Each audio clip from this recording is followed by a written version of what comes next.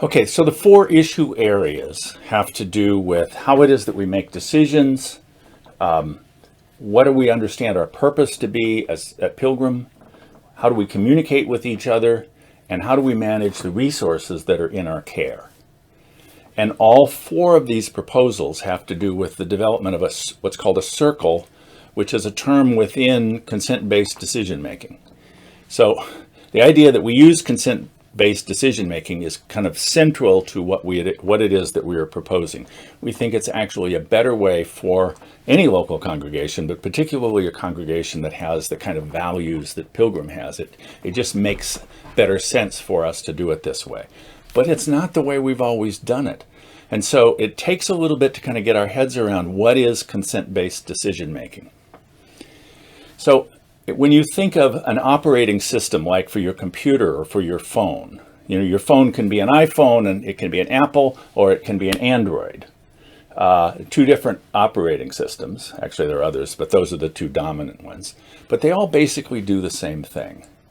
So what we're talking about is an operating system, a governance system. How do we as a community of people make decisions together on our mutual behalf, particularly as we're trying to do that in a way that's sensitive to the larger community and who it is that God is calling us to be? How do we listen to all of the voices as we're making decisions? The way we typically make decisions in America today is using a process called Robert's Rules of Order. And it sets a kind of standard which makes sure that the majority rules. Because 150 years ago, when Major Roberts put it together, there was a problem because a minority of people could kind of skew things and make the decisions for everybody else.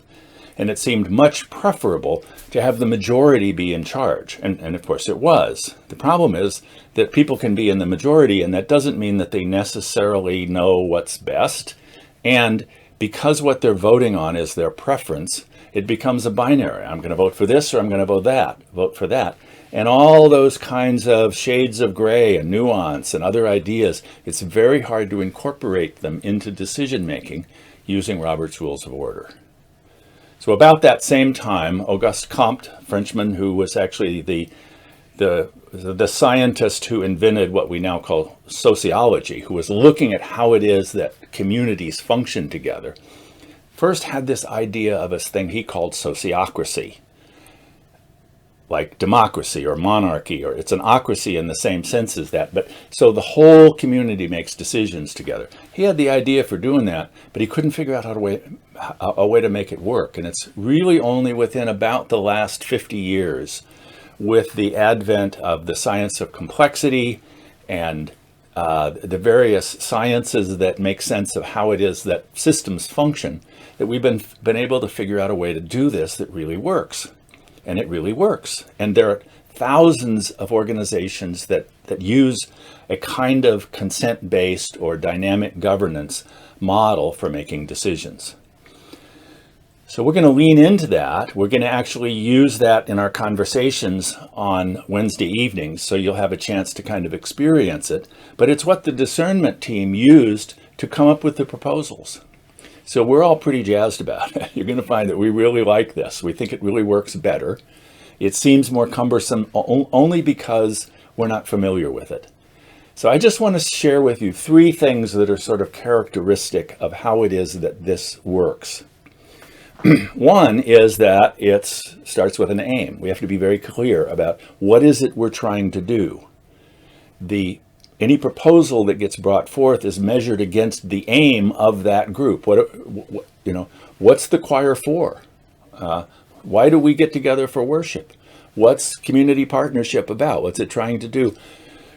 Mostly we seem to have a pretty clear idea of why we're doing things, but it forces us to be very specific about what is the aim of what we're doing and how does this fit into the larger aim of the whole congregation. Right? So that's one piece. The second thing is that when a group meets, particularly if it's considering a policy proposal, it has the conversation in what's called a circle. Everyone in the circle gets a chance to speak. No one speaks, and when it's your turn to speak, you get to speak until you're done speaking. Part of what that means is that You don't have to worry about whether you're going to get a chance. You don't have to try to find a way into the conversation. And you can wait and listen to what other people are saying. You don't have to be figuring out what you're going to say, because your turn will come to you, right? And we do that in rounds. So we go around the circle and everybody gets a chance to weigh in on, what are your questions?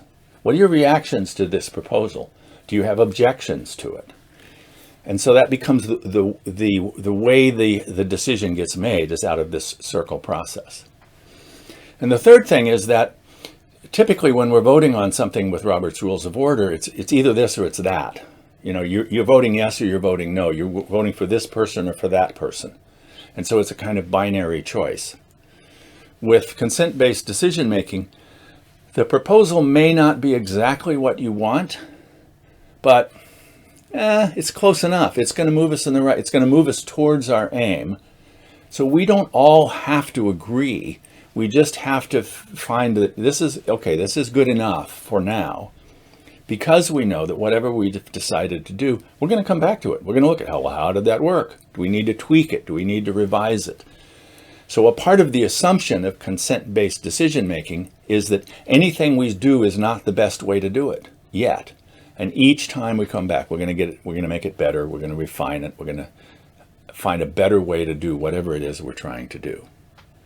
So those are just some highlights for consent-based decision-making, and we will talk more about that, and we're going to give you links to, there's some really good videos online that talk about various kinds of consent-based decision-making. As I said, there are various flavors, various brands.